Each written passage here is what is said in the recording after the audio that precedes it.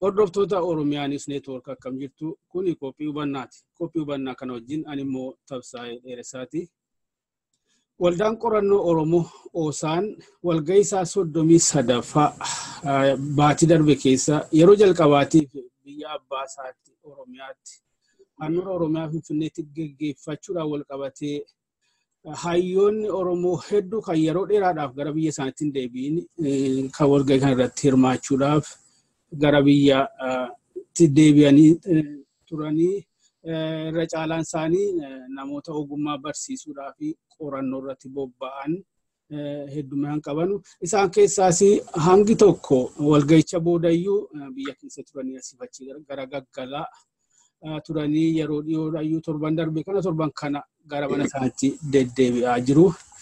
Isaan keessaas yeroo biyya keessa gara gaggaltan kana maal argitanii maal hubattanii keessaa immoo haala qabatamaa poolitikaa yeroo ammaa kana lafarratti mul'atu karaa ilaaluun kan jedhuun gaaffii tokko kaafnee yaada wal jijjiiruuf jennee namoota lama keessumaa godhannee qabannee dhiyaannee jirra.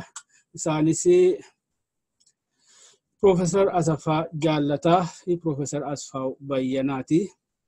Isaaniin yeroo isaaniitti baay'ee galatoomaa isiniin jecha hordoftoonni keenya immoo akka nu waliin turtan kabajaan isin gaafachaan iyyuu warra ogummaa teeknikaa keenyaa keessaa obbo Nuuree Sabaa wajjin kan waliin turtan kabajaan isin gaafachaan gara maree keenyaatti dabarraa.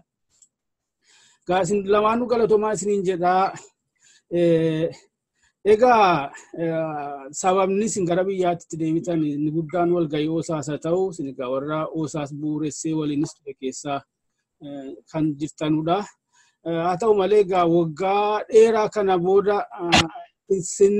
kuusaa sinsinnii bara dheeraa qabatanii gara biyyaatti deebitanii sinsinniin kun immoo ganama qofaa utuu hin taane naannootti dhalatanii guddatanillee muka isaallee laga isaallee tulluu isaallee kan nama yaachisudha.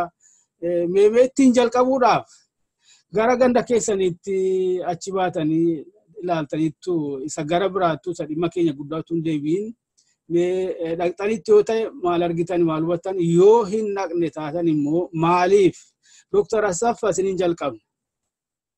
Ani Finfinnee kee darbee lafan itti dhaladhe gara Wallaggaati. Wallagga keessaa immoo Najjoo keessaa immoo Giddaa fi warra jirru jedhama.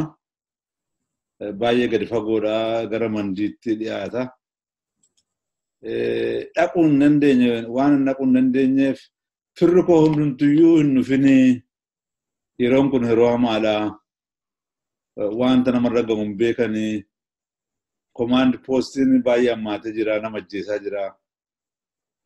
Ati immoo yeroo baay'ee waan dubbachaa turtee fi sababa wayii irratti barbaadanii waasuu gochuu danda'anii fi nuti dhufee si ilaala malee ati dhufinnaan jiranii firri koo gara nama 30 rakkatanii dhufanii Finfinneetti na ilaalan. Yeroon qoradhee ilaalu rakkoo guddaa jira. Dhaquu hin dandeenye lafa itti dhaladhe. Dr. Asfaaw sinoo? Ani waggaa darbe biyya galeen ture. Yeroo sana deemeera gudayyaa bakkan aladhee namni ani hiyyaanne ol gadi ba'ee na simatee baay'een gammadee yeroo sana haalli adda ture. Gara lixaa kanas deemuun nama rakkisu ture.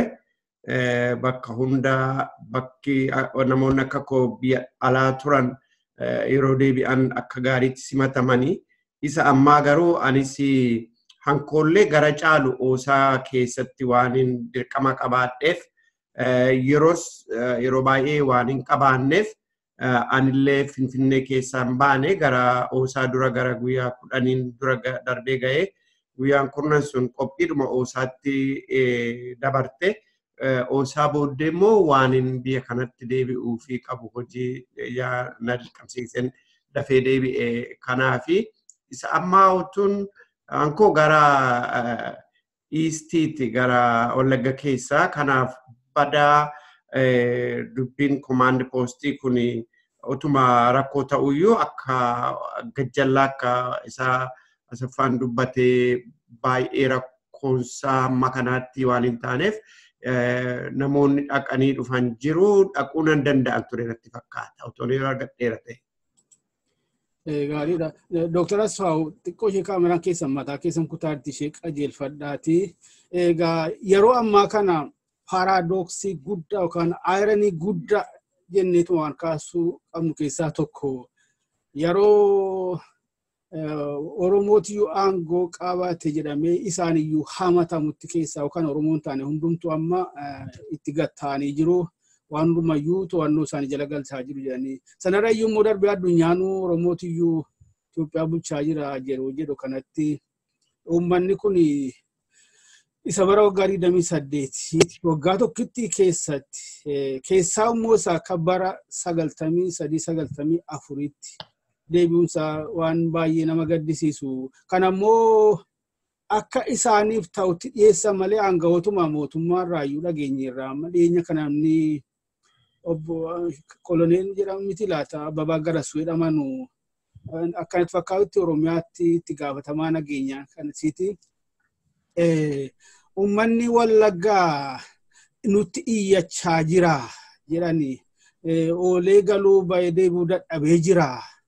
Egaa wanti isaa garuu akkatti dhiyeeffatanii warra humna hidhatee bosonatti hafe kanatti qabachuudha barbaadu.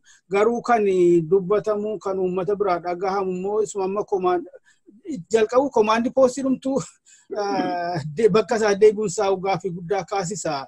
Humna kanatiyyuu amma miidhaa guddaa qaqqabsiisaa akka jirutti himama keessa darbame minaanillee araddaa irratti akka gubataa jiru kan immoo oomishame bakka kuusametti.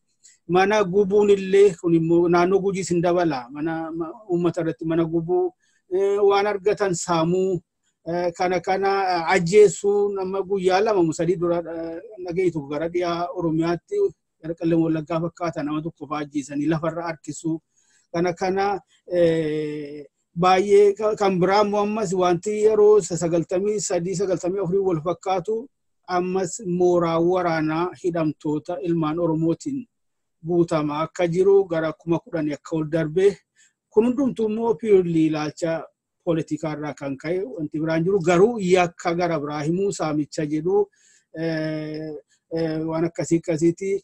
Asirratti sila hundumaafuu kan gargaaru miidiyaa walabaa bakka sanatti argame haala jiru sirriitti gabaasu ture. Kanaaf immoo carraan waan jiru fakkaatu ammallee ukkaamsaan miidiyaa akkuma duritti waan jiru fakkaata. Mootummaa dhimmatii gama isaatiin waan barbaade kan isaa ergatee dabarfata malee kun baay'ee nama gaddisiisa. Egaa wanti nuti itti walitti dhufneyyuu kana maree kanaaf iyyuu wanti walitti dhufne kana yeroo gara biyyaatti deebitanii xiqqoo ishee gara gaggaltanii deebitan kanatti namoota wajjin wal argitaniitu hayyoota akka keessanii aangawoota poolitikaa uummata keessattis namoota bebbeekaman ijuun agartaniitu maal egaa wanti jechoota afaanis hin kaa'uun barbaadu isinirraa dhaga'uun barbaada maal hubattanii maal argitanii maaltu immoo isinitti dhaga'ame keessaa bara jijjiiramni guddaan dhufeedhame kanatti bara immoo jijjiirama guddaa kanaaf immoo sadarkaa duraatti kan wareegama kaffalee uummata Oromoo kan immoo silaa ummootti fayyadamuu qabu isa ta'etu jiru haalli hin eegamne kun mul'achuu maal hubatta walumaa galatti. Dr. Asfaaw isiniin jalqabna immoo. Hayyee gaaffiin kun baay'ee bal'aadha. Dura dabarsee na afeeruu keetiif dabaleen ammas galata qabda jedha.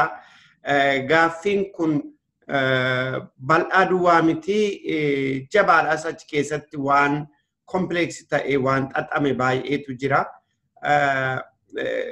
Gabaabsee senteensi tokkotti himuudhaaf amma biyya keessa abdii fi yaaddootu wal uddeellatee jira.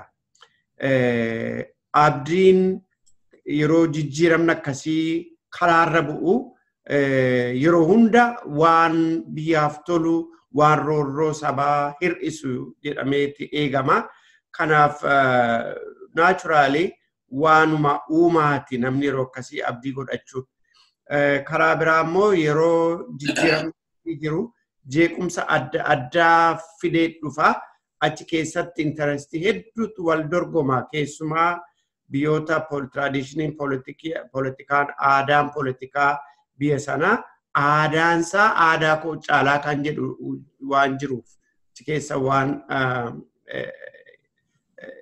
waan ijaaramee jiruuf kanaaf waan burjaaja'aa waan baay'ee nama yaaddessu hedduutu ture kana hubadhe. Dargaggoon qeerroon hedduun hojii malee karaarra dhaabbata kun biyya baay'ee keessatti ammas namni hojii hin qabne ammas baay'ate keessumaa qeerroon dargaggoon ammas baay'atanii hin argamanii biyyi gogee caakkaan irraa dhumee sabni immoo baay'ee bal'atee guddatee hamma yaadnee ol ta'ee caakkaan goguusaa lafti qullaa bu'uusaa otoo hin ta'in biyyoon haxaamee cabbiitu dhagaatu jalaa mul'achuuf deemaa mul'achuutti jira.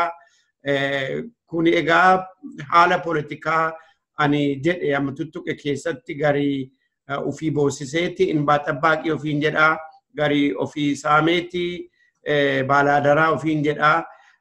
Kana keessatti artikil 39 sana buqqisuudhaaf haala hedduutu asiif achi daddarbatamaa jira. Kana wajjiniin karaa Oromoos abbaan Finfinnee eenyu ammayyuu kan keenya ta'uunsaa hin mirkaneessamne kan jedhu yaaddoo hedduu daddarbatamaa jira. Keessumaa amma biildingii baay'ee gamoo ji'aan ijaaraman caraqaa hinsaa'ochi haa jennu kan lafa Oromoorraa saamanii garii abbaan biildingii kanaayyuu hin beekaman kan jedhaman kuni jiru ammoo isaa as kan dhalatee maqaadhuma karaa Oromoo jechaa kooti maqaa aabaa irratti wal saamuun kun jira.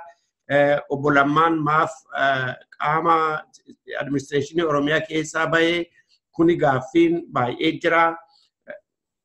Security'n Oromiyaa keessatti humna akkamiitti qaba? Mootummaan kun waan security'n godhu akka gaariitti beekaa kan jedhu qabatamaan waan achitti dhadhaga irraa ka'ee gaaffii mataasaa kan danda'e kuni amma ta'aa jira anaaf at least. Yoo xiqqaate immoo karaa namoota mana hidhaatti nam'anii kana politikaadhaan kan ka'ee jechaa kooti. Har'a ji'a dura hamma hidhamanii ol hedduminaan hidhamaa jiru. Maaliif jechaa kooti yoo lakkoofsa isaarratti walii galuu baanne iyyuu namoonni mana hidhaa seenan lakkoofsi isaanii hedduu dabalaa akka jiru kanarratti Oromoon akka gaariitti walii galuu qabna. Kun mataansaa garamitti deemaa kan jedhu yaaddoo guddaatu biyya keessa jira. Inni amma tuttuqame karaa lixaa nageenyi dhabamuunsaa kun immoo yaaddoo lixaa duwwaa miti yaaddoo biyya Oromiyaa darbees yaaddoo biyya sanaa gara ta'utti deemaa jira. Hin oolu immoo hin deemin malee.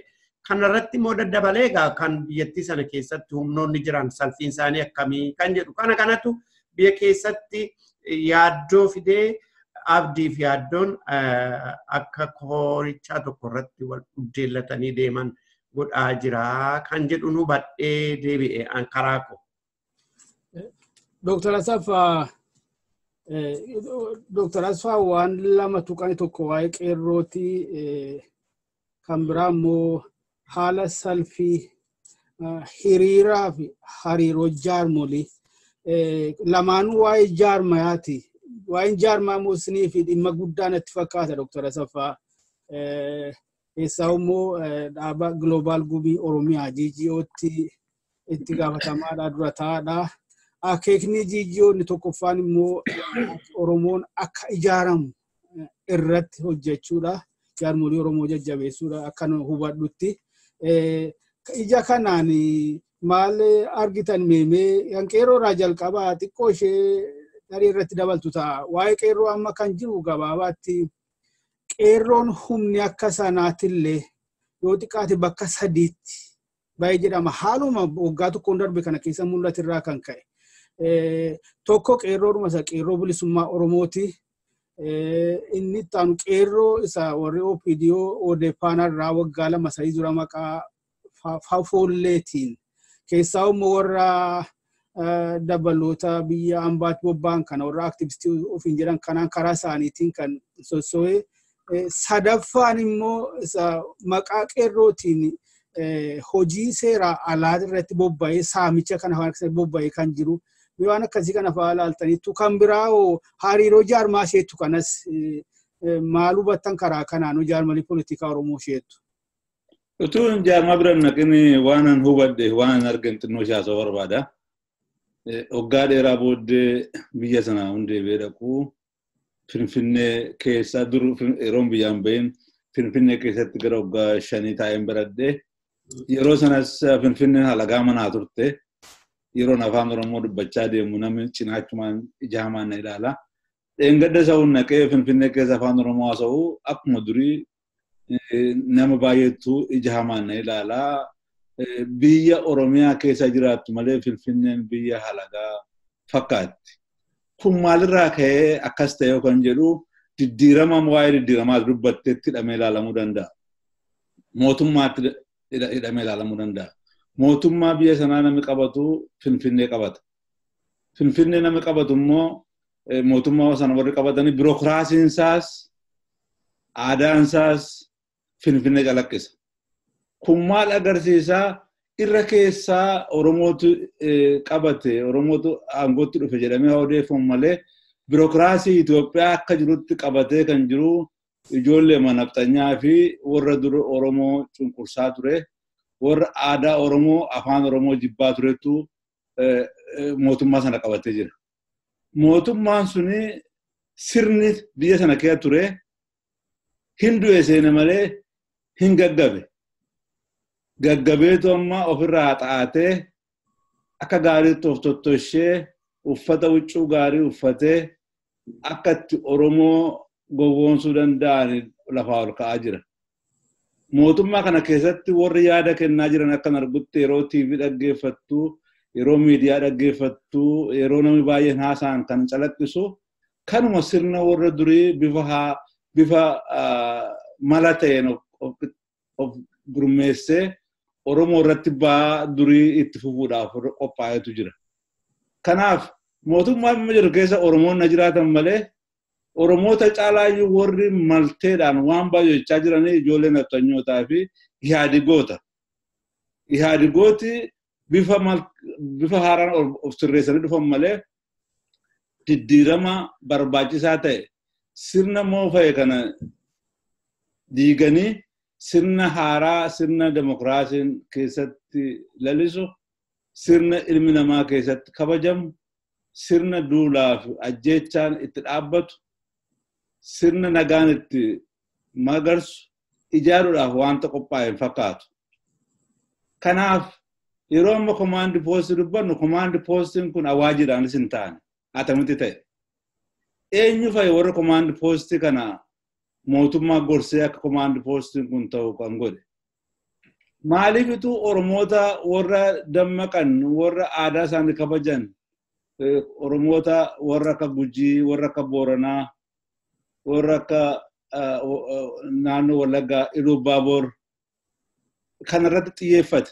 Maaliif komaandi poostiin kanarratti xiyyeeffate jettee gaaffii gaafattu waan baay'ee xaxamee jira. Absoo maal jedhee abdii fi yaaddoo jedhe.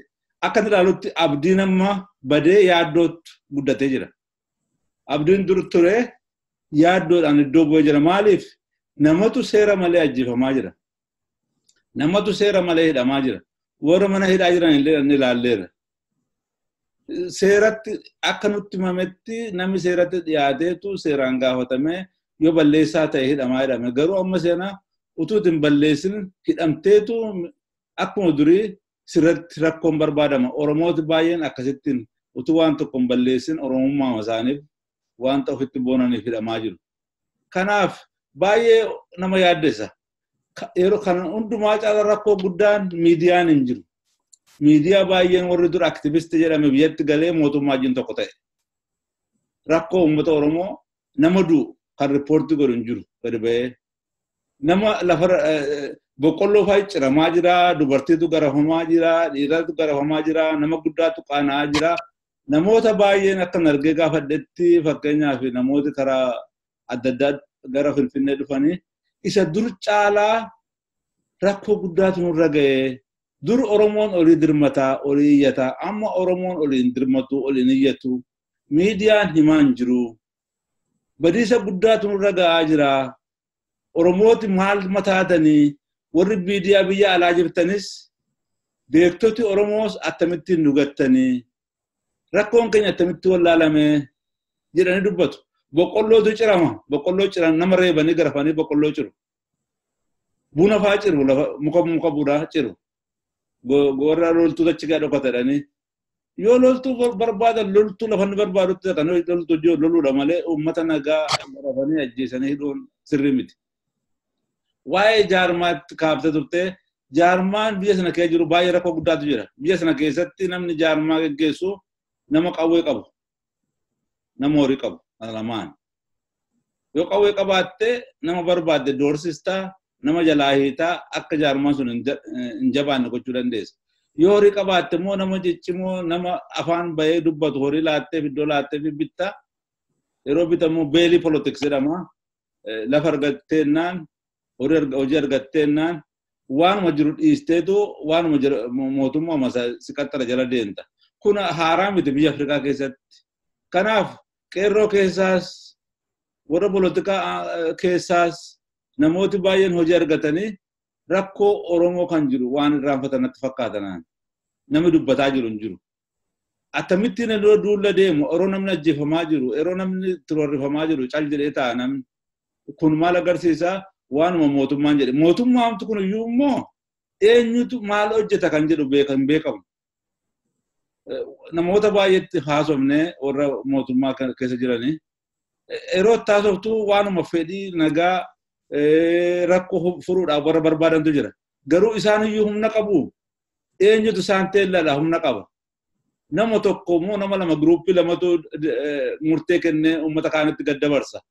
Polotikaa biyya sanaa keessatti nama gubbaa jirutu waan jaallatu hojjeta kun haaraa miti ammallee kanumatu deemaa jira natti fakkaata.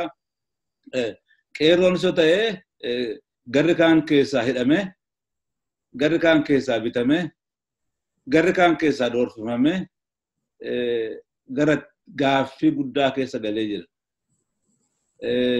Yeroo qeerroo namoota korra bishaatan ejjinaa sooftu rakkoo kana sitti himu. Jaarmotiin keessumaa jaarmotiin Oromoo dhugaadhumatti waan nama gaddisiisu silaati mari'atanii rakkoo Oromoo furanii iddoo tokkotti deemu kan jenne sun abdiin sun lafa harkifame. Uummati Oromoo immoo kun warri dammaqe warri waa dubbatu keessaa rukutamee dhoorfifama. Warri immoo waa argate immoo gadi ba'ee yeroo hundaa haasa'aa oola. Kanaaf rakkoo guddaatti biyyi suni rakkoo guddaatti akka isheen deemaa deemtu. Yoo dafanii wanti kun hubatamee karaa irratti deebisanii diddiiramni kun diddiirama ittiin sirna kufe, sirna bade, sirna waggaa 27 nama ajjeesee, nama saamaa, nama lafarraa buqqisaa ture. Deebifnee ittiin fooyyessinee fayyinee kiniini laannee fi sossobnee fayyina kan jedhatu hin ta'in sirni suni tootaalii diddiiramee uummati gara demokiraasiitti deemee mootummaa mataa isaatii mootummaa demokiraataa itti ijaaratu akka dhaqu barbaadama. Kun immoo taa'aa hin jiru. Baay'ee nama yaaddessa kun.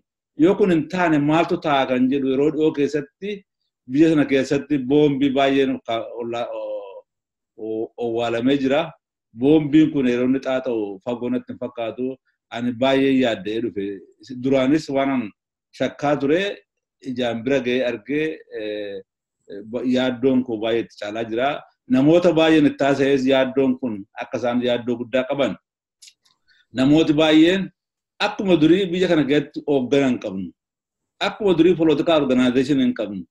nama karaa irratti sirriidhaan nu geggeessu hin qabnu rakkoo guddaa keessa leenjii boo'aa himachaa jiran hawaasaan nattaasaan dhaga'ee kanaaf yaaddoo guddaatu guddachaa jira. Abdiin Asfaw jedhe sun laamshee jira jedhee yaada. Dr. Asfaw waan Dr. Asaffaan jedhan keessaa dur Oromoon waliif birmata. Wanumti qabatamaa ifatti mul'achaa jiru keessaas tokko kanadha. Sanarra immoo darbee ulaan birmannaa waan cuccufame fakkaata. Tokkosuma Dr. Asaffaan jedhanii miidiyaaleen durattis aantummaa uummataa qabatanii dalagaa turan karaa adda addaatiin afaan cufame dantaadhaanis waan fakkaateen kaan immoo durumaayyuu tarii akeeka dhokataa immoo qabu turanii isarra darbee addunyaan immoo Oromootu biyya bitaa jedhee hubachaa jira. Kun immoo uuma Oromoon iyyate iyyuu akka salphaatti waan baay'ee dhaga'amu fakkaatu. Meeshee kanarratti akka stress goonuun barbaade maali akkamitti uumame haalli kun laata sababa isaatu barre eenyutu maal godhe eenyutu iyyuu geemi akkamii taphateetiyyuu akka Oromoon waliin nageenyi waliin birmanne godhe maal sababni isaa laata kan lafarra jiru?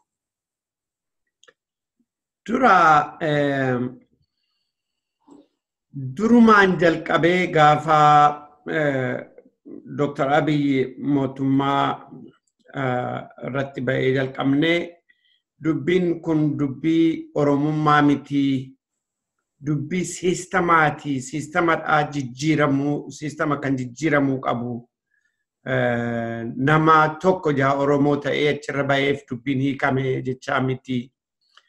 For that matter Haile Sillaaseenis Oromoo ture jedhu akka sanaa ta'a Dr. Abiy jechaa koo miti garuu ta'uu hin mala. Kanaaf akka sabaatti kan nuti irratti hirkachuu qabnu siistamni sun hundeedha jijjiiramuu isaati. Kanadha kan barbaachisu malee dhiigaan Oromoo ta'ee Oromoo ta'uu baateef miti kan jedhu dubbachaa turre. Ammas sanumatti deebi'uu qabna. Oromoo walii dirmannee ni jedhu kan Asaffaan jedhe warriin nan fudhadha. Maalii fi abdiin dadhabaa yoo dhufee koorichaarraa kufee yaaddoon kophaa gulufuu hin mala. Yaaddoon sun immoo dhugoomuus hin mala. Kun mataansaa anaaf yaaddoodha. Suni hin ta'u jedhamee hin yaadamu waan silaa tuttuqee namoonni hidhan politikaadhaan hidhaman karaa lixaa haalli jiru kuni hundi yoo walitti daddabalamu yaaddoo amma ani kaasee fi kan Asaffaan akka gaariitti ibse sun hundee argataa dubbiinsaa anillee duukuman jiraa jechaadha. Haalli Oromoota bakka adda addaa jiran kutaadhaan kukkutanii akka waliin dirmanne kan godhan humnoonni akka jiraatan inuma beekna. Garuu rakkoon tokko abdiin ani sila tuqeetu amma abdiin sun sharafamaa adeemu iyyuu malee jalqabee abdiin sun biyya keessatti walqixxeen fudhatamne Oromiyaa keessatti. Bakki tokko abdii sanarratti humna guddaa godhatee abdii guddaa godhatee abdii sana eegaa ture. Bakki tokko immoo abdii dhumti sun nuun taatu waan abdannu hin qabnu amma yaaddoo duwwaadhaa kan jedhu ture. Yaaddoon wal caalu kuni abdii irratti yaadni wal caalu sun mataansaa haala amma jiru kanatti dabaleera. Oromoo walii dirmachuu dhaaf baay'ee suuta jechuunsa. Garuu kunis ammaa fi malee kanaan duras godhameera yeroo qeerroo walii dirmata jedhee yaada. Gaafas immoo haalli ammaa keessa jiru kun caalaa gadhee ta'uu danda'a. Oromoo walii dirmachuunsa akka waan bu'aa guddaa fiduutti duwwaatti ilaalamuun irra hin jiru. Maaliifi keewusii guddaatu uumama. Sabni didee yoo ka'e ammallee yoo mootummaan kun kana akkuma godhee amma ta'e qabe malee.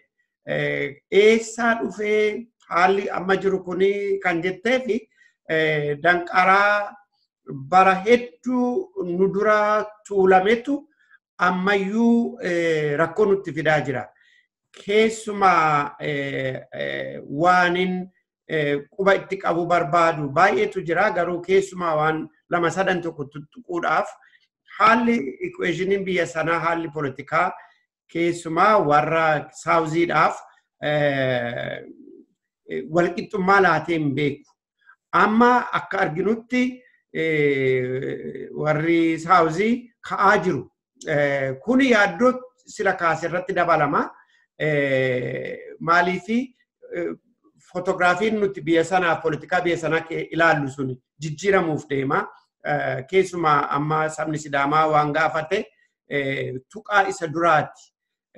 Amma kana baalaansi goonee wal bira keenya ilaallu kan hin barbaadu humna wayyaanee isa noorzii fi humna saawuzii isa keessumaa amma deemaa jiru kana wal bira keenya ilaallu wayyaaneen ammayyuu biyya sana keessatti tokkummaa isaanii eeganii humna federaaliitiin immoo kabajamanii kan jiran wayyaanee duwwaadha jechuun nan danda'a. Kana gajjallaadhaan immoo warri saawuzii humnuma qabaatanii hin beekan hamma seentiraaliyyuu hamma keenyayyuu jechaadha. Kuni biyya sana keessatti jeequmsatti kan gaggeessan biyya sana keessaa tokkodha. Karaa ABO's humna guddaa ta'ee amma haalli dirqisiisee kan qawwee keenya lafan keenyu maal abdanne lafa keenya kan jedhan jiru ammoo ergi biyya seenneeti political wing haala nagaatiin dorgomnee qabsootti fufuu dandeenya kan jedhan immoo jiru. Kuni mataansaa har'a akka xiqqootti akka adda addummaa xiqqootti araaramuu danda'utti haa ilaalamu malee deemee balaa inni fiduu danda'u Itoophiyaadhumaa fi balaa inni fiduu danda'u kana hubachuu dadhabuun man'ee tokkodha. Yaaddoo as karaa ODP yeroo baay'ee dubbatarame har'as Asaffaan xiqqoo tuqeera. Garii achi keessaa kan xiyyoo xiqqaate dhaabbolee dorgomaniif opposition forces kabaja kennan inni jiraatu. At least mootummaa keessaas kana kan encourage godhan kana kan guddisuu barbaadan haala dimokiraasii qophii filannoof deemu kana kan kabajan inni jiraatu. Garuu akka hubannetti ammoo qabatamaan waanin beekuun qaba yeroodhuma oosaa sana waan nurra ga'e. Security'n Oromiyaas haa ta'u security'n biyya sanaa waan isaan godhan waan mootummaan biyya sanaallee hin beeknedha. Kana qabatamaan hin qaba. Warri mootummaa keessaas itti himnee waan beekan qabu karaa keenya. Kuni yaaddoo guddaatu jira. ODP'dhuma keessa haalli jiru, hiramni jiru, balance of power, controlling sun eenyutu eenyuuf abboomama, eenyutu eenyuun abboomaa kan jedhu keessumaa haalli security, humna security, tika biyya sanaa baay'ee na yaaddessaa jira karaa kootiin. Kana walumaa galaan mootummaan amma biyya sana keessatti ofitti amanee namnis akka abdatee gara fuulduraatti deemu qophaa'uuf hin qopheessine haalli biyya sana keessa jiru abdii boruuf abdii iftaaniif humna kennaan jiru. Kanaafi kuni hundi walitti dhufee yaaddoo amma tuttuqaa jirru kanaaf iddoo laateeraan jedha.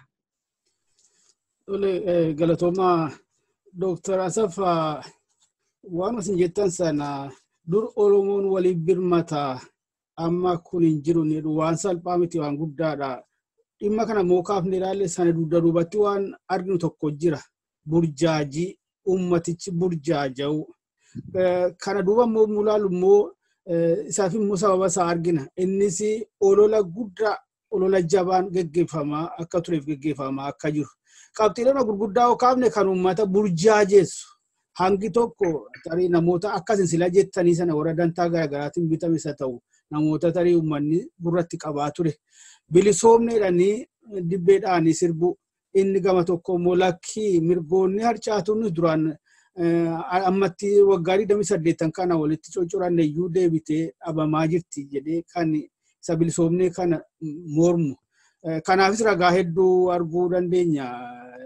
Yeesuu dandeenya ammootuma nuti maree kana geggeessinullee biyyatti waan adeemaa jiru tokko jira qilleensarra akka malee afarfamaa kan jiru haala sadarkaadhuma yookaan staatasii afaan Oromoo deebisee gaaffii keessa galchu waan akkasii jira gaa kun irra caalaan isaa gaa ololatti qubanu qabsiisaa yaaddoo guddaadha ammoo gaa burjaajiin uummataa kun sadarkaa walii birmachuu dadhabuu isarrayyuu immoo darbee waliin tumsuu yuugaa waan hafe kana jijjiiramni kun bara ce'umsaati jedhame isin ceesifna jedhame itti fufsiifna jedhame itti fufsiisuu isaan irratti iyyuu uummaticha akka waliin qabne gochuu irratti burjaajiin kun gahee guddaa hundumtuu yaaddoo isaa akkan ibsatu kanarratti amma gara akka hayyoota Oromoottis akka namoota qabsoo Oromoo keessatti yeroo dheeraa dabarsee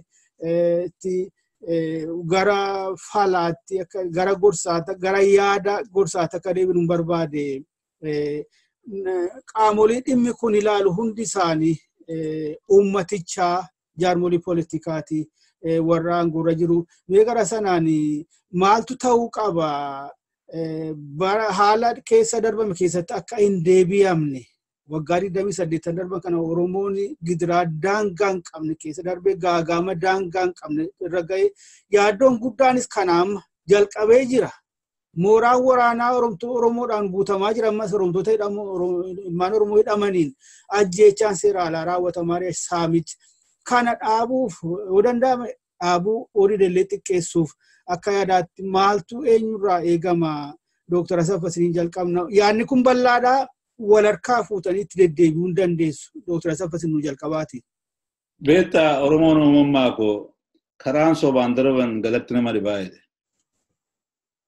Gaafa qeerroof qarreen sirna sana raasanii sirna wayyaaneen geggeeffamu raasanii wayyaaneen naatee ofuma isheef tooftaa PRDF keettoo shamuun waa godhanii jalaa miliqan. Yeroo kana maaltu ta'ee sobatu guddate dhugaatu dabe. Sobi kun maali? Sirna kana akka gaariitti xiinxaluu dhiise namni. Sirna kana gaariitti xiinxaluu dhiisee sirni kun waan inni dhufeef eenyutu fide maal fiduuf deema kan jedhu dhiisaniitu karaa barbaadan irra fudhatanii kaa'an. Namni hundumtuu sirna kana sirna dhukkubfatee kaanseriin qabee jiru kana akka inni du'ee awwaalamee sirna haaraan dhalatu toshuu dhiiseetu sirna kana akkamittiin fooyyessinee gara fuulduraatti itti dabarree uummata kana talbaajjessinee binna kan jedhutti dhufe. Kanaan kan ka'e seenaan sobaa katabamuu calqabee ilaalchi sobaa katabamuu calqabee Oromummaan abaaramuu calqabee warri Oromoodhaaf lolaa ture hundumtuu abaaramuu calqabee warri sobu warri fedhii mataa isaanii guuttachuu barbaadu waan barbaade dubbachuu calqabame dubbiin akkamittiinitu rakkoo kana akka gaariitti barree akkuma fakkeenyaaf doktorri tokko dhukkuba namaa marmaree xiinxalee ilaalee dhukkuba sana bareetu qoricha kennaaf. Yoo tu qoricha dhukkubfattee mana kee midhattee doktorriin kaayama qoricha fedhe sitti kennatu dhukkuba kee hin barin hin duuta malee hin fayyitu. Kan amma Itoophiyaa kaasee ta'uu jiru akkuma nama dhukkubfatee dhukkubisaa baramee qoricha hin kennamin fittu qorichu abbaan barbaade warri Habashaa qoricha barbaadan kennuu jalqaban warri Oromoo keessaa dafee waa argachuu barbaade qoricha barbaadu kennuu jalqabe warri Oromoon immoo bilisoomne jedhe qoricha kennuu jalqabe warri sobuudhu bilisoomne irra Atamittiin tu sirni tokko sirni laafaan sirni hamaan sirni nama fixe sirni miidha namarraa mure utuu accountability hin qabaatin Finfinnee keessa deemtee olaaltee mana guddaan ijaarame mana qullaa ta'a. Naannoo Finfinnee yoo naannofte nama lafarraa fudhatanii fixanii Oromoo tuulamaa karaa irratti kuffisanii iyyeessanii wanni godha.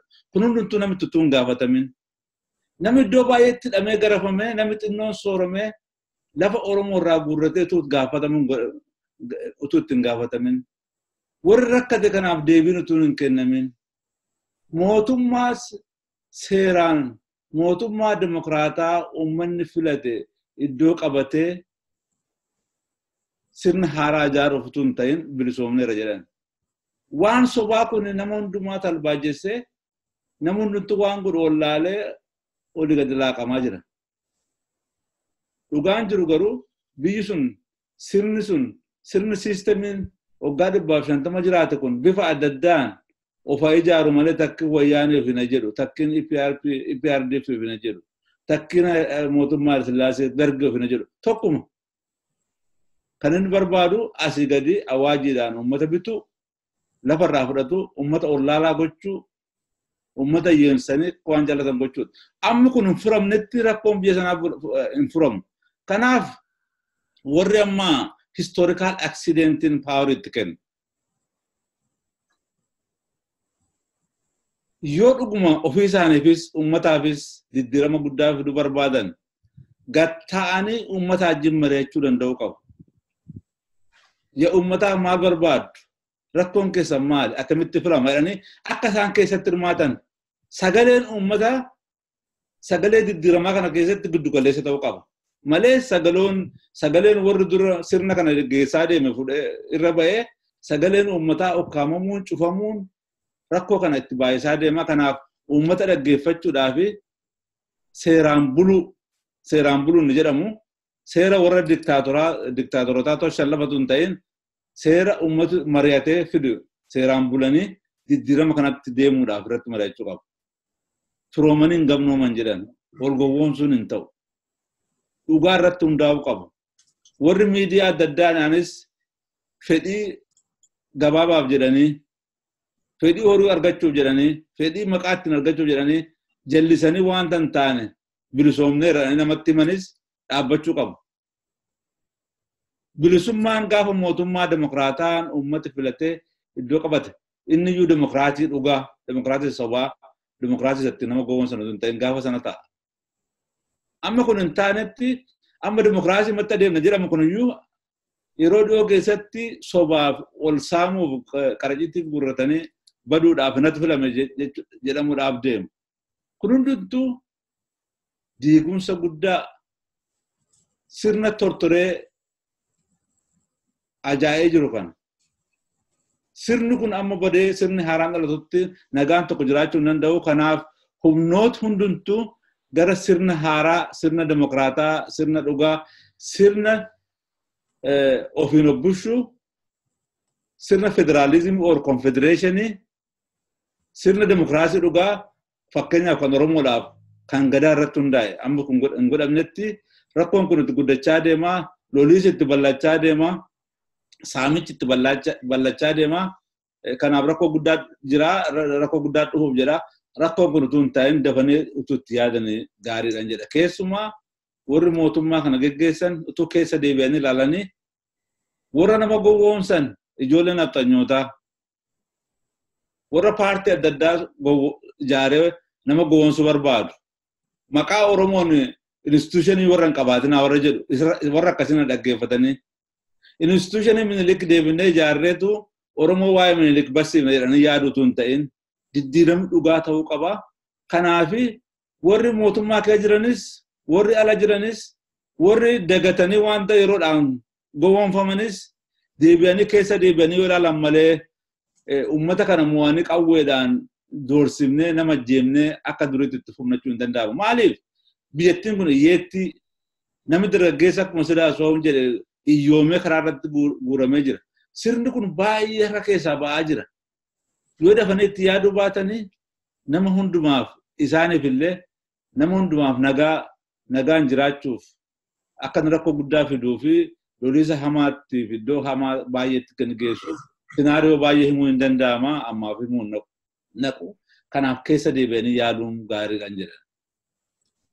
Dr. Asfaw kanuma irratti keessaa immoo akkasin jaarmolii poolitikaa Oromoo irratti na xiyyeeffatan barbaada. Haala gaddisiisaa amma argaa jirru keessaa tokko namootuma akka namaatti uummanni Oromoo illee kabajaa guddaaf jaalala guddaa qabuuf namoota qabsoo Oromoo keessatti bara dheeraa dabarsan fa'itiyyuu sababuma hin beekamneen shakkiirra kan darbe sababa qabatamaatti hin beekamneen haaluma danqaa qabsoo ta'uu irratti sosso'aa jiru. Fakkeenya gaarii dhaabni lama exactly maqaa tokkoon jiraachuun yeroo filmaatatti adeemamu kana rakkoo guddaa ta'e akka ta'e otuu beekanu waan waggaa 15 waggaa 20 yoo hin taasisin prefix suffix duratti ofitti maxxanfatanii adeemaa turan illee irraa haqanii warra kana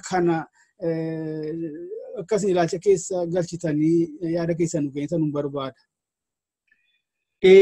Waan yeroon ani Galatawaa karaa hojii koo biyya baay'ee argeera. Kanaan duras waan hin dubbadhu tokko keessaa yoon biyya keenya deeme wanti na hollachiise na tuqe tokko waan guddaan hiyyeessi baay'achuusaa duwwaa otoo hin ta'in hiyyumni sun hiyyuma lafarra hin jirredha. Suni baay'ee nama gaddisiisa.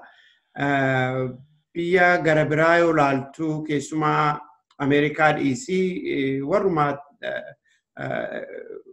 biyyoota hiyyeessa warri jedhamu keessa dhaqxee yoo laaltu hammam hiyyumni biyya keenyaa akka lafee namaa tuqu hubatta. Poolitikaan biyya sana keessatti gaggeeffamu hundi saba kanaaf otoo gadda hin qabaatiin ajendaa mataa isaanii duwwaadhaa fi humna mataa isaanii qabeenya mataa isaanii duwwaadhaaf warri kanaan duras deeman abaarsa guddaadhaa gatiitti irratti tuullatanii deeman. Ammas warri kana arguu dadhaban anaaf nameenyummaan isaanii baay'ee naqaanessa. Amma fuulduratti deemaa jirraa. Fuuldurri keenya hallayyaadhaa yoo jenne baay'een keenya kanatu nu yaaddessaa jira. Dura kan gochuu qabnu dhaabbannee ofirra galagaluudha. Amma yoo xiqqaatee ofirra galagalanii carraa jiru karaa hallayyaa sanarra otoo hin ta'in karaa guddinni jiru karaa nagaa nuti haasa'aa turre kanarra carraa adamsu. Carraa adamsuu jalqabuun hiyyuma sanas hin kaasaa aadaa hamaa biyya sana keessatti dagaagee amma onaatti ture sanas iddee nuu buusaa. Dura garuu karaarra bu'uu qabna. Waan baay'eetu tuttuqame akka hiikaatti maaltu ta'uu qabaa waan poolitikaas keessa gashinaan jette. Tokko dura dabarsee rakkoon Oromoo gidduutti ta'u kun baay'eensaa hiika argatee diigamuu qaba. Rakkoon sun hiikamuu qaba jechaa kooti. Keessumaa ODP'n ABO'tiin akka qabeenya Oromoo guddaa boriif iftaaniif fuulduraaf ta'utti fudhachuu qabu. Kuni biyya sana keessatti yeroo ammaa otoo filannootti hin deemin kun liqimsamuunsa baay'ee barbaachisaadha. Ani poolitikaan haasa'a miti pointii kanarratti. Jarri ta'anii araaramuu dhiisuu, wal dorgomuu dhiisuu miti. Garuu biyya kana keessatti warra Rippaabilikii akka paartiin Dimokiraatii du'uun barbaadani, paartiin Dimokiraatiis akka Rippaabilikaaniin du'uun barbaadani. Maaliifi jireenyi mataa isaanii jireenya isa sanaarratti murtaa'a. Qabeenya biyyaatti lamaanuu akkasitti wal ilaalu. At least yoo xiqqaate ODP'n har'a kanaaf liqimsuun ABO'n qabeenya biyya sana qabeenya sabaa borii egeree saba sanaa ta'uunsaa politikaatii olidha. Karaa qajeelaa sanadha kan hallayyaa irraa nu deebisudha. Kuni tokkummaa Oromoo isa guddaa sana eega. Warra rakkoo internal conflict isa keessatti wal tuttuqan wal utuba kanas nu salphisa. Kanaaf ajandaan inni ofittoo selfish ajandaa ofittummaan ajandaa politikaa kun baay'ee xiqqaachuu qaba. Maaliifi ajandaan ani guddachuun barbaada, ani bitachuun barbaada, ani qabaachuun barbaada inni jedhuu fi biyyi keenya haa guddatu, sabni keenya haa guddatu inni jedhu waliin hin deeman. Amma ajandaan baay'een maqaarratti wal saamuun kuni politikaa paartii baay'isuun kuni ani nan guddadhaa akka nama tokkootti yookiin akka nama shaniitti ani ol ka'uun barbaada, qabeenyan barbaada kan jedhu irraatti dhufa yeroo baay'ee kun baay'ee keessa deebi'ee sabni keenyas ilaalee haamlee dhoowwachuu, miila dhoowwachuu qaba warra akkas ajandaa ofittummaadhaan deeman. Saba keenya immoo barsiisuu qabna. Hojiin miidiyaa inni guddaan tokko kana karaa feesbuukii, karaa maas miidiyaa, karaa adda addaa sabni keenya baruu qaba. Karameellaa otoo beela'u karameellaa argatee quufe jedhee taa'uun irra hin jiru. Haalli itti deemuu barbaachisu at least kana haalli akkasii akka jiru amanuudhaan. Keessumaa amma gaa filannoo fi qophaa'amaa jira. Filannoo dhufu kana jaallannes jibbinees seriously fudhannee akkaataa itti biyya keessatti sabni Oromoo waan barbaade filatu. Akkaataa itti jalaa hin hatamne. Akkaataa namoonni dorgomuuf deeman jalaa takaalamanii hin hidhamne. Kana kanarratti qeerroon keessumaa ammumaa jalqabee irratti mari'achuu qaba. Laal abaluu haa filamuu miti dubbiin. Namni an jaalladhu kufuu danda'a. Namni ani hin fille filamuu danda'a.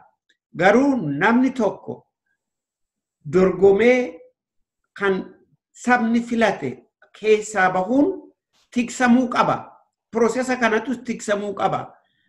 Aadaan sun ammonaatti waan diigamee waan hin jirreef shakkiin ammumaa jalqabeeti ka'aa jira.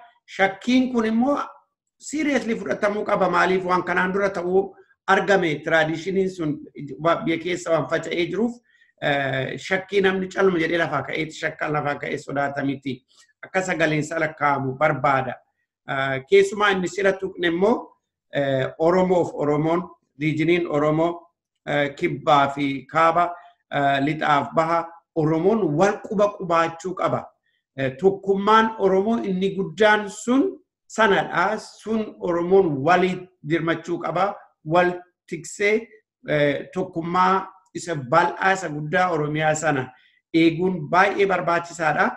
Karaa kam kun ijaaramaa, karaa kam kun yoo ijaaramee ta'e ijaarames tiksamaa kun fuula fuulaan adda addaan irratti haasa'amuu qaba. Sila waan na addeesse tokko himeera.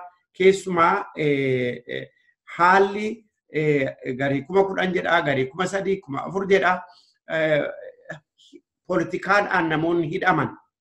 Sababa malee hidhamanii ji'a 2, ji'a 3 isaa oliyyuu mana hidhaa utuu hin dhiyaatiin kan ta'an lakkoofsi isaanii hedduu akka caalaa jiru kanarratti mootummaanuu kana waan kaadu natti hin fakkaatu.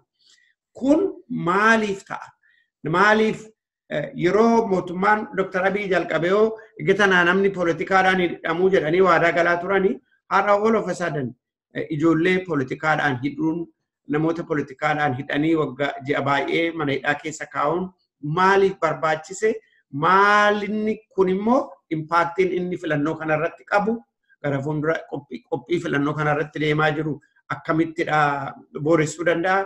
Maaliif kun ta'an kun mataansaas ka'ee mari'atamuu konfront gochuun mootummaa baay'ee barbaachisaadha. Keessumaa ammas irra deddeebinee tuqneerraa yeroo biyya turres namoota mootummaa keessaa warra arginetti iyyannoo keenya dabarsine irraa konfliktiin waraanni karaa lixaa kun dafee dhaame malee ramacii ibidda waggaa baay'ee boba'ee biyya sana hiyuma keessaa akkam baane godhuu danda'udha. Suni amma yeroon itti silaa hiikuu danda'an taa'anii mari'atanii karaarra buusuu danda'an ammadha. Kunis karaa mootummaa seriously fudhatamee haalli nagaan karaa lixaa duwwaa miti bakka kaanis otuu dubbiin kun hin faca'iin haala nagaan itti bu'u ijaaruun baay'ee barbaachisaadha. Dhumarratti waan Finfinnee waan deemaa jiru jala jalaan gaariidhaan gammachiisa. Garuu amma lafa dhufanii seera malee qabataniiti yoo ati buqqa'aa jettu seera lafa malee qabatan sanarraati seera malee nu buqqistanii jedhanii mormaa jiru. Baay'een isaanii ajaa'iba. Inni seeraan buqqa'e immoo inni seera malee buqqa'e Oromoon inni seera malee buqqa'e immoo seera hin jirredha eegaa jira lafa isaatti qabeenya isaatti deebi'uuf. Kuni ammallee hin saalfatama maaliifi warri arraba guddaa qabu warri afaan guddaa qabu borka'anii maas miidiyaatti seera malee nu buqqisanii jedhu. Seera malee dhaqanii mana ijaarrataniiti lafa fudhataniiti seera malee nu buqqisaa jira jedhanii hin iyyu. Kana keessumaa kantiibaan keenya mootummaan Oromiyaa isas warra sobee iyyu kana sagalee isaanii otoo hamma kanaatti kabaja guddaa hin laatinii fi justice biyya keenya keessatti kan akka deebi'u lafti Oromoos qabeenyi Oromoos akka kabajamu gochuun baay'ee dirqamadha. Kuni hundi argitee carraa adamsuu san jedhe keessaa ani adamsee yaadaan adamsee kan hin argadheedha.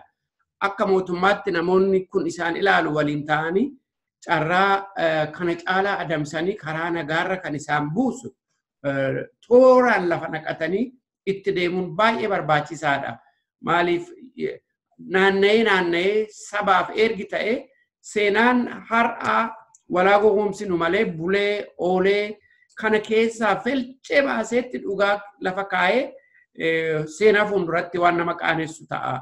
Har'aa waan hin taane yoo hojjenne kanaaf namoonni akkuma amma ergii darbeellee maqaansaa guddaa ta'ee Nelson Maandeellaa akka nama guddaatti ilaalamu kana biyya keenya keessatti illee seenaaf waan gaarii hojjechuun sabaaf waan gaarii hojjechuun aadaan isaan jiru yoo ta'e har'aa jalqabnee warra poolitikaas akka gorfannu ofii keenyas akka dhiibbaarratti goonuun dabarsadha.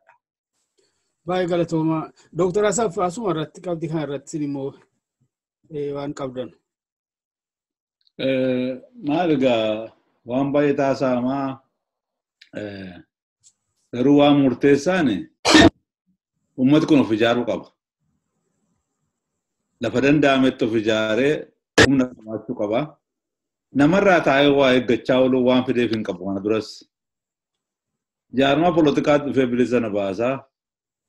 Mootummaatu dhufee bilisa na baasaa jedhee eeggachuu dhiisee of ijaaruu qaba. Of ijaaree warra fedhii isaa gargaaru bira dhaabbatee fedhii isaa guuttachuu qaba. Warri immoo mootummaa keessa jiran, warri jaarmaa adda addaa keessa jiran, warri yaada gaarii qaban, warri uummataaf dhaabbatan immoo uummata kanaaf kabaja godhanii uummata bira dhaabbachuu qabu. Warra fakkeenyaaf mootummaa keessa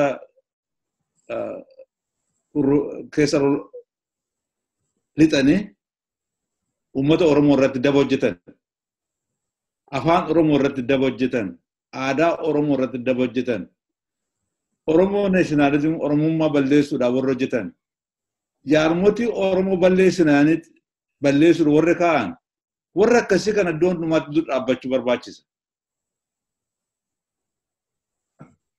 Yoo cal jennee maalna dhibe naannoon hin turne jennee yeroo namni ajjeefamu, yeroo namni miidhamu, yeroo aadaan Oromoo diigamu, yeroo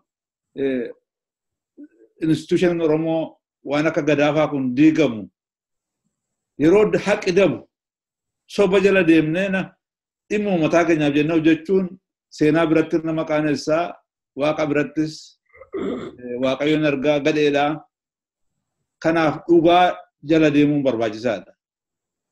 Dhugaan gara baay'eetti qaba garuu dhugaan fedhii uummata Oromoo irratti hundaa'ee fedhii uummata Oromoo hiikuudhaaf fedhii uummata biraas hiikuudhaaf uummati Oromoo waan ofiisaaf fedhu nama biraafis hin fedha nama biraajin nagaan jaallachuu fedha garuu Oromoo irratti warri babba'anii maqaa adda addaan Oromoo diiguu Oromoo xinneessuu seenaa isaa balleessuu barbaadan keessumaa mootummaa keessa dhokatanii amma isaan immoo timirti ministeerii keessa dhokatanii waan isaan daba hojjetan kun ijoollee warri abbaa isaanii dur nama miidhaa ture ammas miidhama sanatti fufuu barbaadu.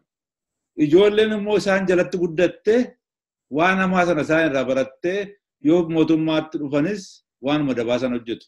Kana dhiisuu barbaachisa. Seenaa keessattis dhugaa birattis waan gaarii hojjechuun barbaachisaadha. Aangoodhaaf aangoo bor nama jalaa baduu dandeessu. Horii bor nama jalaa baduu dandeessu jennee dhugaa jallimnee uummata Oromoo fi uummata biraa rakkina keessatti akka ineene keessumaa Oromoo keessatti nagaan bu'uu qaba. Oromoon Oromoo ajjeesuun dura hin jiru. Mootummaan duula command post kan jedhu kana. Yoo dhuguma fedhii biyya sanaa barbaadan fedhii uummata Oromoo warri kan barbaadanii command post kan jedhamu kun wanta sirrii hin taane wanta seera malee nama ajjeesu wanta ijoollee areeda guddifattedhanii xiitiidhaan rukutee xiitiidhaan tumee ajjeesu wanta dubartii callee garafu nama boqqolloo ciraa jedhee nama cirsiisu nama karaarra deemu dheengada tokko firri keenya biyyatti galee qoricha irraa fudhatanii qoricha maa baattee deemanii nafsee keessaa baasan. Warra akkasii kana warra ofii isaanii sirna hin qabaanne sirna nama miidhuu malee warra akkasii kana dafee warri mootummaa warri isaan ilaalu kana command post dhaabanii nagaa buusuun barbaachisaadha. Yoo nagaan bu'ee wanta fedhe dubbatamee hiikamuu danda'a. Yoo nagaan hin jiraanne qawweenumaan hiikaa deemna jedhani Mallas Zinaawwiifis hin hojjenne Mangistuu Hayilamaariyaamifis hin hojjenne Haayile Sillaaseefis hin hojjenne Minilik immoo harma isaayyuu dhukkubatu isa ajjeese cubbuun uummata isa qabee. Kanaaf rakkoo kana waan hamaa kana waaqayyoon yoo sodaatan nama yoo sodaatan safuu yoo qabaatan waan mootummaan durii hojjete sana waan laguu waan gadhee dhaabuu qabu. Demokraasiin kana gaafata. Demokraasii keessatti ol ajjeesuun seera malee nama hidhuun haqa miti. Kanaaf sirna akkasii dhaabuudhaaf garlame takkin demokraasii hojjenna takkin immoo nama hina takkin immoo nama jeefnachaa ta'uu hin danda'u. Namni tokko si'a tokko iddoo baay'ee dhaabbachuu hin danda'u. Kanaaf gara demokraasiitti luuccofne namni uummati barbaadu filamee mootummaa akka ta'uuf gara sanatti deemuun dura jira. Yoo kanan goone rakkoon guddachaa deema. Rakkoon uummata biyya sanaa caalaatti ammaachaa deema. Kanaaf olla ga'uudhaaf rakkoo kana furuudhaaf karuma hundumaa irratti bobba'uun barbaachisaadhaan jedha. Gaariidhaan egaa wanti isaa akkuma duratti tuquu yaale yaada bal'aadha. Isin lamaanuu amma tokko mootummaa aangoorra jiru irratti xiyyeeffatanii uummata keenyaa fi keessaa jaarmolee Oromoo badaan tuttuqne wanti isaa yaada bal'aa waan ta'eef hedduu jechuu dandeessisaa sanis kaasuu hin dandeessisaa. Yoo waan itti dabaltan hin qabne gaanatti fakkaata. Yeroo keessanii baay'ee galatoomaa isiniin jedha. Carraa argame hundattuu immoo gargaaramtanii gaasanii bakka hundattuu dhaamsa akkasii kana dabarsuus immoo akka itti jirtanus argaatu irraa miidiyaalee garaagaraa irratti birmannaadhuma hundaa barbaachisaa fakkaata wanti kuni akkuma tuttuquu yaallee gaagaamni barbaachisaan akka hin dhufne yoo danda'ame dhaabuu dadhabame xiqqeessuu irratti hojjechuu irratti. Akeekni sagantaa kanaan mura caalaan isaayyuu nuti keessummoota keenya wajjin waan hunda kaafne ofuma keenya daayijest goonee dabarsinaa qofatu hin taane warri dhaggeeffatus immoo bakka jirutti kakaasee irratti akka mari'atu akka yeroo jijjiiru gargaaruudhaaf mareen keenya kunis kanaaf gaheen qabaata inni abdannaa gama kootiin warra ogeeyyii teeknikaa keessaa Nuuree Sabaa wajjin ta'een baay'ee galatoomaa isiniin jedhaa nu jiraadha. Sinis nu jiraadha. Nagaatti. Nagaatti.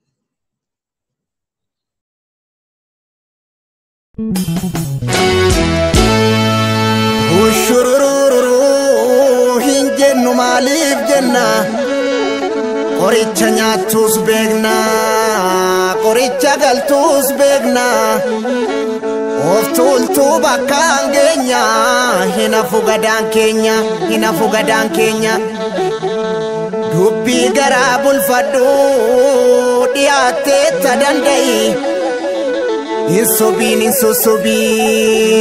sagalee sabaa ta'i waan arganne qabanne kan namne barbaadanna wabii waliif dhaabbanne duratti tarkaanfanna finfinneen faloo dhabdee nuti keessaa dhiibamne akka biyya abbaan qabne kara deemaan saamamne araddaa tufaamuna qee doorii doddoto qee jamoo dabalee qee abeebee tufaa qee shubbuu ejersaa qee axalee jaatanii qee warra abbaa gadaa tafkii tarchaaftanii maqaa keenya ganamaa kan biraa moggaaftanii sirraayyaane alanaa kanaafuu foolattanii osoo akka garaa kiyyaa gootota Oromoon galchaa gara soodhokiin galchaa baalchaa saafootaan galchaa abishee garbaan galchaa hayilee fidaan galchaa jaarraa abbaa gadaan galchaa ilimoo qilxuun galchaa magarsaa bariin galchaa Huseen Buneessaan galchaa yaa ijoollee waloof galchaa yaa qeerroo waloof galchaa manguddoo waloof galchaa Oromoo waloof galchaa eenyutu eenyu gadi jabaa waaqa tokkicha itti marsii qabi.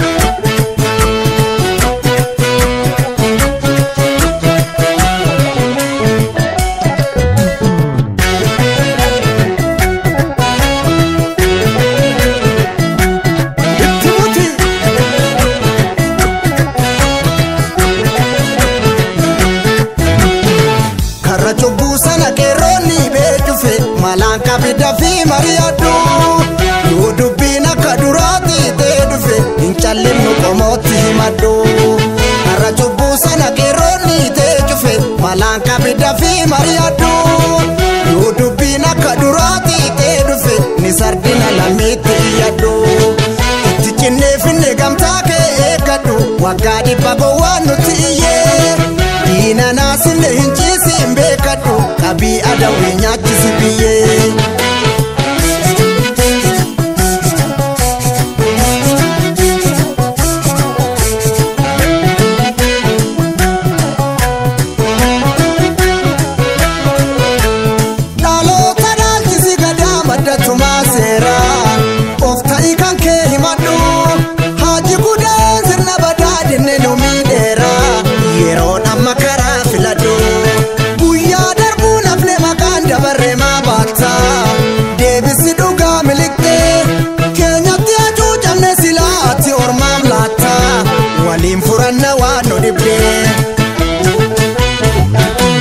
Abubakar Musa mucha qabsoo keenya karaa nu qabsiise jaalala waliif kuusa galma malaan keenya garaa yoom nu ciise akka leenjisoo dhiigaa harka kennuu mormine lollee agarsiifne har'as foo waliif dhiigaa diina ulaa dhorkine gamtaa wal barsiifne.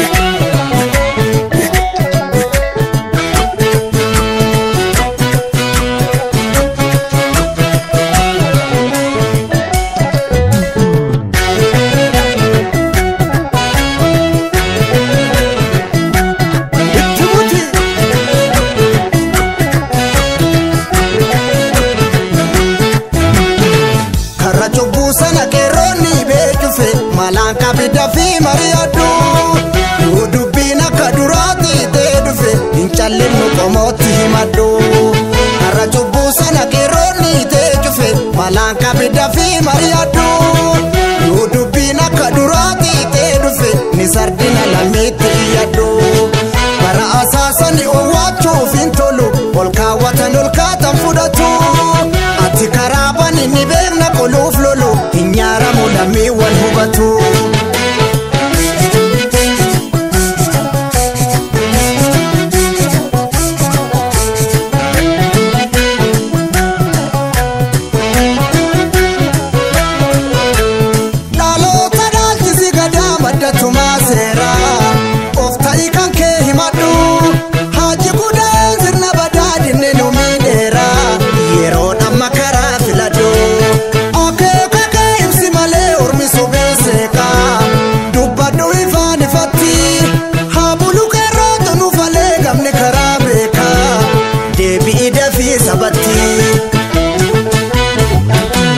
Abubakar Musa boca barruu keenya karaa nu qabsiise jaalala waliif kuusa galma malaan keenya garaa yoom nu ciise hin turru irraan geenye jala jala qabanna wanta nu harkaa baate yeroon amma ta'uu beekne laga wal ceesifanna yoo cimne dubbiin taate.